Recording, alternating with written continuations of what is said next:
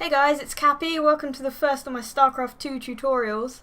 I know a lot of people who play StarCraft and don't have any friends who are into it or don't know how to play or anything, and there's a lot of people who just enjoy watching it. And it would be nice if you could get your friends to watch it with you and understand what's going on and not just sit there being awkwardly silent and not wanting to question everything and be a pain in your ass. So this first video is going to cover the absolute basics and the interface and everything so that you can show your friends and they can watch a game with you and hopefully understand a little bit of what's happening. So this is how every game is going to start. There are 3 races, and as Terran are the humans, they're the easiest to understand, so I'm going to be using them mostly for the general tips. But this is how the game looks. This is how you'll begin. You always start with your 6 units collecting the minerals from these mineral fields here. And you'll have your main building, which can create more workers. So when casters are talking about bases, you start off with this as your main. And then you go over, usually there's a little ramp. And then there's immediately a base next to that. And this is called your natural expansion, because you would naturally take it. It wouldn't make any sense not to in any game, really. So this is called your natural, and then after that it's just called your 3rd and your 4th and so on. It's not very common to go above 5 bases. Most games don't go on that long, but that's how they go. So it's main, natural, and then 3rd and so on. So the aim of this game basically is to build buildings, build up your base, build an army, and attack your opponent. And the only ways to win are either your opponent surrenders. Usually they will say GG, which stands for good game, just before they surrender. Or if you destroy all of their structures. It's unusual for a game to go on that long. It's considered BM, which stands for bad manners, if you stay until all your buildings are destroyed, because at that point you know you've lost the game. So when you'll often hear people talking about BM, which basically means a player being rude in any way, and that is one of the ways. So as Terran, you start off with SCVs, and it's different for each race. For Protoss it's probe, for Zerg it's drone, but talking in casting you generally just refer to them as workers, because they are the ones that collect the resources. They are the ones that build your structures, so without them you can't do anything. So they're just referred to as workers. You'll often hear people talking about worker count. That's just basically talking about how much potential resources you are collecting during the game. So you've got your minerals here and your gas here. I haven't got any gas at the moment because you get Vespene geysers, but you cannot collect gas without building a structure on top of it, and that is the same for any race. The building has a different name for every race, but you still have to build it to collect the gas. One of the most common things you'll hear them talking about in the early game is timings, and the way that they refer to timings is using the supply counter, which is up in the corner here. So this at the moment is 6 out of 11, so that means I can have a maximum of 11, but I'm only using 6 of that at the moment, as I have 6 workers here. Each unit takes up a certain amount of supply, and generally the better the unit, or the more expensive the unit, the more supply it will take up. But SCVs are the absolute basic thing you can have, so they only take up 1 supply each. There's a certain building for each race that they have to build to increase their maximum supply, and it is capped at 200. So that is when they say maxed out, they mean you have 200 out of 200. So when talking about timings, they'll often say the supply that you're at when you build something. So for example, if I went straight and built a refinery to collect some gas, they would say they went 6 gas. That's never actually going to happen in a game, because that wouldn't make any sense to do. because the first things you do is build more workers. But this is just an example. that would be referred to as a 6 gas. So to get more supply as Terran, you have to build a supply depot, which is this unit here. And as Terran, the way you build things is you send your worker there, they start building, they will stay here building it until it is completed, and then they can go back to work. It works a bit differently for every race. Now that I've built this supply depot, I can build my first production structure, which for Terran is a barracks. Now this is the first basic building that will allow me to build army units. In a game, you'll often hear that referred to as just a racks. So if you heard someone say, oh, he's going 2 racks, just means he's building 2 barracks. That's all that means.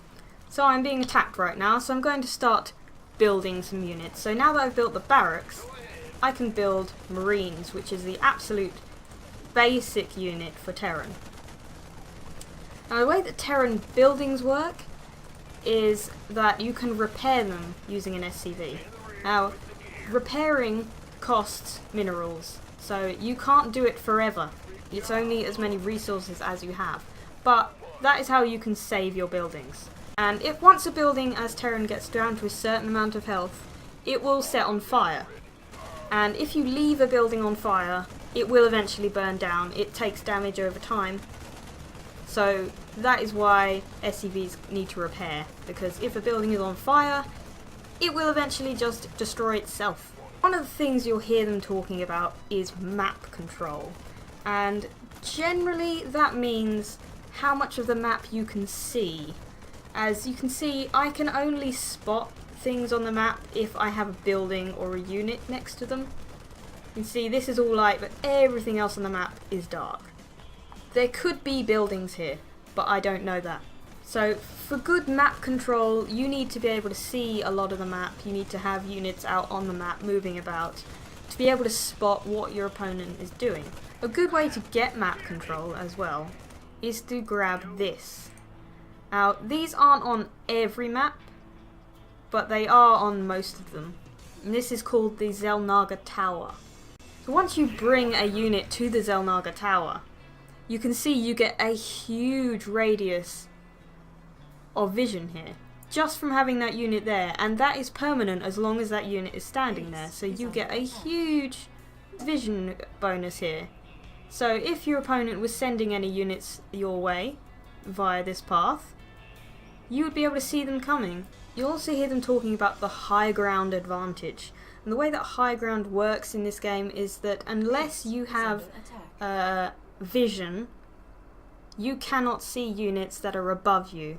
Like if there was a unit standing here, it would not be able to see my SCV here. The only way it could see my SCV is if it had a flying unit here, which can see things on higher ground. So you'll see a lot about high ground advantage of you can actually attack units on the lower ground without them being able to attack you back. One thing you'll hear casters be talking about in the early game is cheese.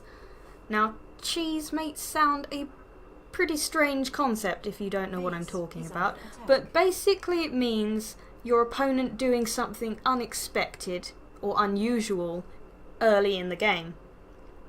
Now this could mean putting buildings out on the map where you wouldn't usually put them so that you can't spot them, so you don't know that they're there, or even building stuff in your opponent's base.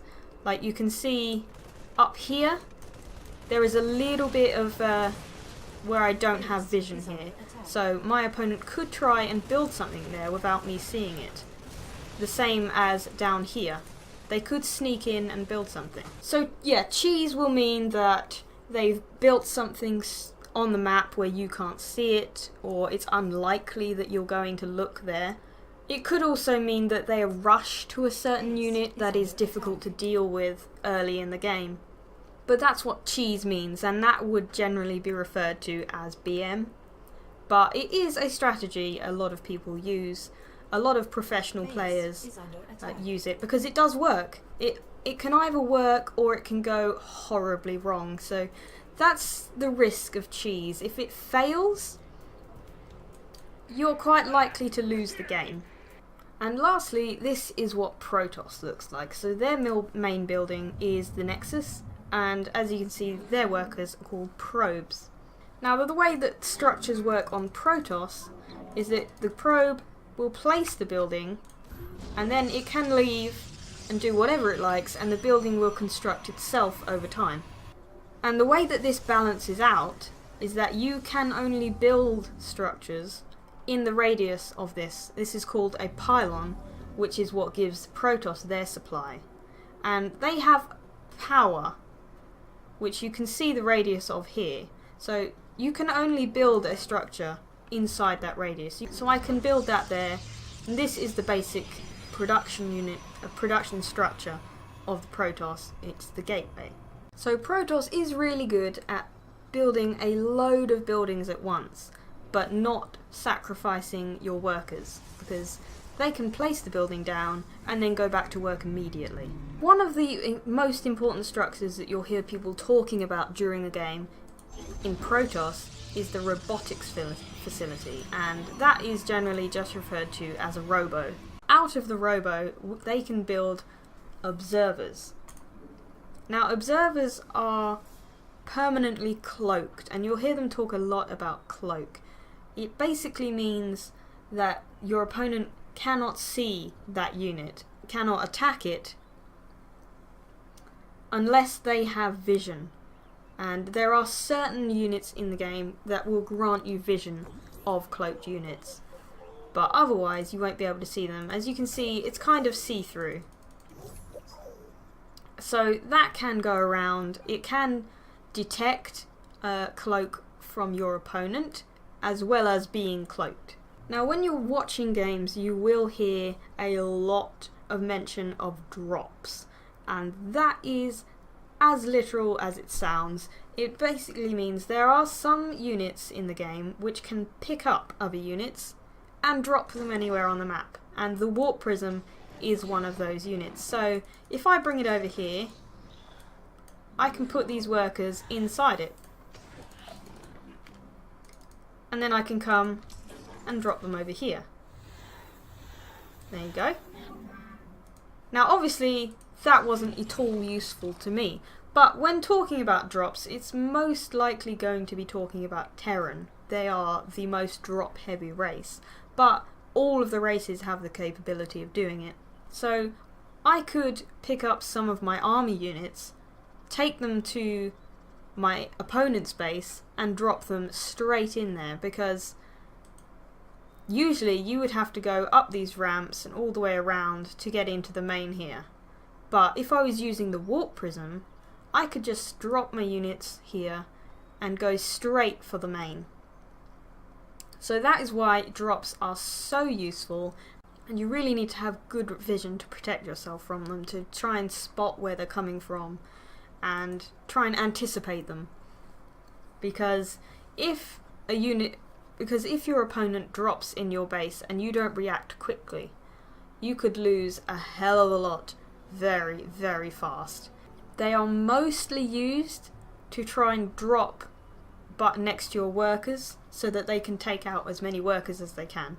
Because killing workers is one of the most effective things you can do to win a game. Obviously that alone won't win you the game, but cutting down your opponent's resources, their capabilities, will put you so far ahead, and that is why drops are so scary. And you'll hear people talking about them a lot. So this is how Zerg looks, and as you can see, it is very different from Terran in the way it looks. And you can see that the workers are called drones, and we've got our main building here.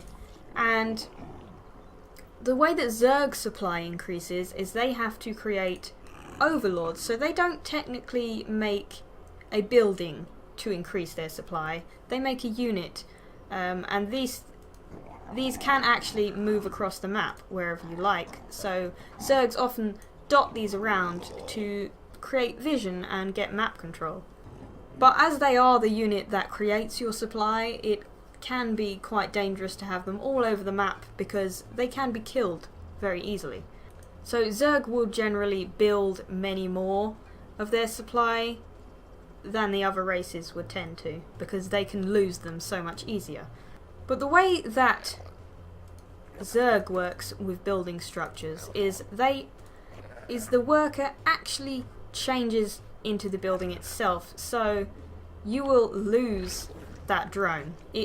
That drone is now the structure, which is why Zerg need a lot more workers than the other races, because they actually lose one for each building that they produce. But they don't need to build as many buildings as the other races, so it kind of balances out. Because Zerg don't actually have any production buildings. They produce all of their units, even their army units, from their main building. They have these lava down here, which will continually pop up. Once after you use them, they will reproduce themselves over time. And you use these to create your units. So you can see, I can click drone, and then it will turn into an egg, and it will start morphing into a drone. And because it's like this, that means that Zerg can actually create many more units at a time. If I wanted to, I could create 3 drones at a time. Whereas with Protoss and Terran, you can only build 1 at a time. So you can get workers a lot faster. But once you get to building an army, you then have to decide, do I use those for drones, or do I use it to make more army? So it gets a bit more difficult as the game goes on. And you may notice that there is a load of goop around the floor. Now this is called creep, and that is very important. Basically, creep is you can only place structures on creep. If the creep gets taken away from your structure, that structure will start to lose health over time. It will continually lose health until you put creep back underneath it. And your units also move faster on the creep. You'll often hear that casters talking about the creep spread, and that is basically how far across the map the creep is going, because as a Zerg you want to cover quite a lot of the map in creep so that your units can move faster. And you also get vision wherever creep is. You don't actually need to have a unit or a building on the creep to be able to have vision of it. So you can see a lot of the map using your overlords and creep, which is why Zergs are very good at map control. And one of the most important units for the Zerg is the Queen, because the Queen can spread creep. They can place creep tumors on the ground, and once that's done, you'll see that the creep will start to spread from this point. You can see, there it goes. And you can do that throughout the game to keep it going. So that's one of the reasons that you want loads of queens.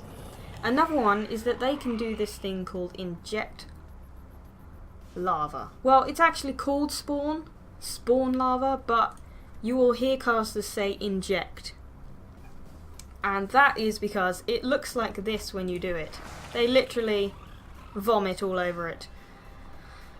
And you do that, and it will create more lava for you, so you can create units faster. And that is why queens are so important. So when you're watching a game, you'll hear a lot of mention of the early game, mid game, and late game. And that's basically the transitions that the game goes through. The early game is your opening build. It's the timings that you decide to go for at the very beginning of the game. Whether you decide to be really aggressive early on, to stay back, to rush for a certain unit, it's all about your strategy at the beginning. And once you've gone through that, you turn into the mid game where the real fighting begins, unless someone went for early aggression. So in the early game with Zerg, you'll hear them talking about the timing of the pool. If I built a spawning pool right now, that would be called a 6 pool, because when I built it I had 6. I have 5 now because the drone that I built that with is no longer a drone. But I had 6 when I built it, so if they say, oh, they've gone for a 6 pool, it means that they built a pool immediately. They didn't even build any workers. And 6 pool is cheesy, and it is extremely aggressive because it means that you are going straight for attacking units without even building a worker. And that is something that I got personally confused about the first time that I watched StarCraft, because they kept saying things like, oh, he's gone for a 10 pool, and I thought, would you mean he's built 10? I don't know, but no, it just means the supply number that they had when they put it down. So that's all the basics for StarCraft 2. If you just want to watch it, you don't even want to play it, that should give you enough information to understand what's happening, what the players are trying to do, and understand a little bit of what the casters are saying. So please, if you enjoyed the video, leave a like and comment. Let me know if you shared this with your friends who don't play StarCraft, if they found it useful. Let me know if there's any other videos that you'd like me to make. I plan to make more tutorials, more in-depth, not as basic, but this has just been for complete beginners who just want to get into it but don't know how, because the tutorial isn't particularly helpful in the game itself. And as I said, a lot of people enjoy just watching it, because it's a really fun game to watch, and it's one of my favourite esports ever. So please let me know if this was helpful to you, and I'll see you next time.